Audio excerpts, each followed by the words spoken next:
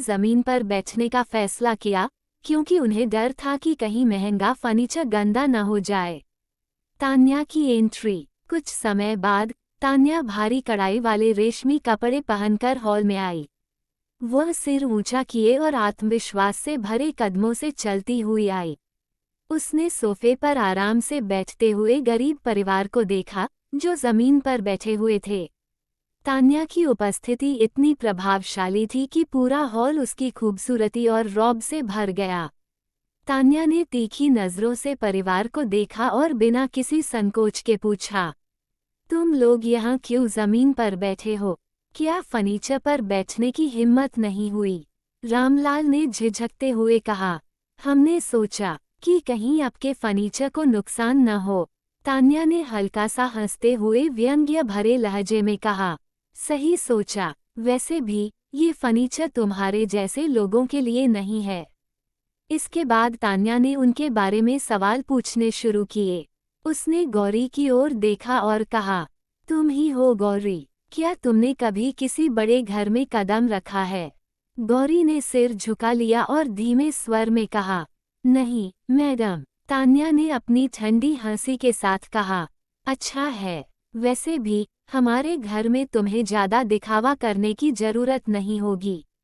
बस जो कहा जाए वो करना। तान्या का वर्चस्व। तान्या ने हर सवाल में अपनी अमीरी और उनकी गरीबी का फर्क साफ जाहिर किया।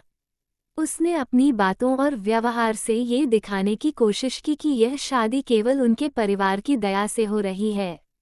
गरीब परिवार उसकी हर बात पर चुपचाप सिर झुकाकर सहमत होता रहा।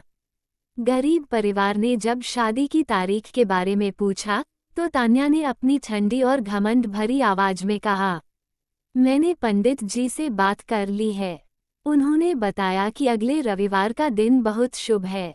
रामलाल ने झिझकते हुए कहा, मैडम, हमें क्या तैयारी करनी होगी? तान्या ने व्यंग्य भरे लहजे में जवाब दिया, तैयारी? तुम लोगों से हमें कुछ भी नहीं चाहिए। हमारी तरफ से सब इंतजाम हो जाएगा। बस अगले रविवार को शाम 4 बजे हमारे घर आ जाना। यहीं पर शादी होगी। और याद रखना, बिना किसी दिखावे या मेहमानों के। यह मेरी शर्त है। रामलाल और कमला ने सिर झुका लिया। उनकी आंखों में अपनी बेटी के लिए चिंता साफ दिख रही थी, लेकिन उन्होंने कोई विरोध नहीं किया।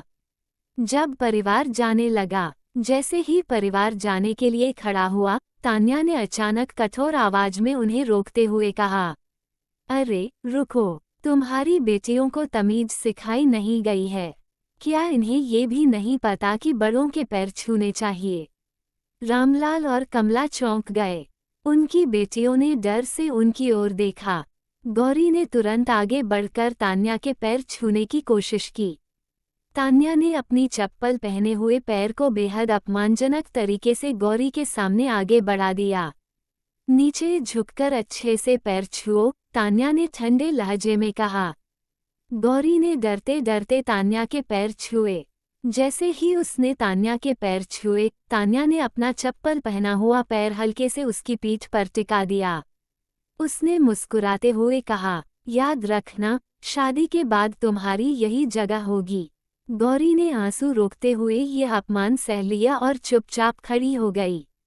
प्रिया का अपमान। इसके बाद तान्या ने प्रिया की ओर देखा और कहा, और तुम, क्या तुम्हें खुद समझ नहीं आता कि बड़ों के पैर छूने चाहिए?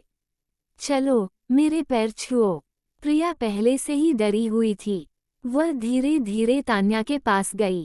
तान्या ने फिर से अपना चप्पल पहना हुआ पैर आगे बढ़ाया और एक घमंडी मुस्कान के साथ कहा, अच्छे से झुको और ध्यान रखना, यह आखिरी बार नहीं है। शादी के बाद तुम्हें यह आदत डालनी होगी। प्रिया ने कांपते हुए तान्या के पैर छुए। तान्या ने फिर अपना पैर हल्के से प्रिया के कंधे पर रख दिया और हंसते हुए कहा, अच्छा है, अब तुम्हारी तमीज थोड़ी थोड़ी नजर आ रही है। गरीब परिवार का दर्द। रामलाल और कमला ने ये सब चुपचाप सहन किया। उनकी बेटियां अपमान का घूंट पीकर खामोश खड़ी रहीं। तान्या का नया अपमानजनक आदेश।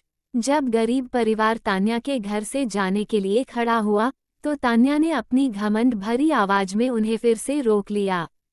उसने रामलाल और कमला की ओर देखते हुए कहा, अरे रुको, यह शादी केवल मेरी दया से हो रही है और तुम्हें ये समझने की जरूरत है कि तुम्हारी जगह कहाँ है। तुम्हारी बेटियों ने तो मेरे पैर छुए, लेकिन तुम दोनों ने अब तक कुछ नहीं किया। क्या तुम्हें ये भी नहीं पता कि बड़ों का सम्मान कैसे किया जाता है? जब तान्या ने गरीब परिवार के माता पिता को अपने पैर छूने के लिए कहा, तो रामलाल ने हिम्मत जुटाकर कहा, मैडम, हम आपकी बेटी की शादी के लिए आए हैं।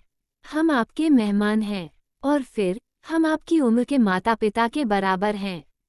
क्या यह उचित है कि आप हमसे अपने पैर छूने की बात कहें? तान्या ने उनकी बात सुनकर एक ठंडी हंसी के साथ जवाब दिया, मेरे माता पिता, हाँ, उम्र में शायद आप उनके बराबर हो सकते हैं, लेकिन यहाँ उम्र से कोई फर्क नहीं पड़ता। फर्क पड़ता है औकात से, और तुम्हारी औकात मेरी चप्पल के नीचे से ज्यादा कुछ नहीं है। अगर तुम्हें अपनी बेटी की शादी करनी है, तो ये बात समझ लो कि इस घर में सब कुछ मेरे हिसाब से ही होगा। फिर उसने व्यंग्य भरे लहजे में कहा, अगर यह बात बुरी लग रही है, तो दरवाजा तुम्हारे सामने है। लेकिन याद रखना, यह शादी सिर्फ मेरी दया से हो रही है। मेरी बात मानना तुम्हारी मजबूरी है, और तुम्हारी औकात याद दिलाना मेरा हक। अब फैसला तुम्हारे हाथ में है। रामलाल और कमला के पास अब कोई जवाब नहीं था। उनकी आंखों में आंसू थे, लेकिन अपनी बेटी गौरी के भविष्य के लिए उन्होंने अपनी बेबसी पर चुप्पी साध ली। रामलाल का अपमान। रामलाल गुस्से और बेबसी के बीच फंसे खड़े थे। उनकी बेटी का भविष्य दांव पर था। उन्होंने भारी मन से तान्या के पैर छूने के लिए झुकने का फैसला किया।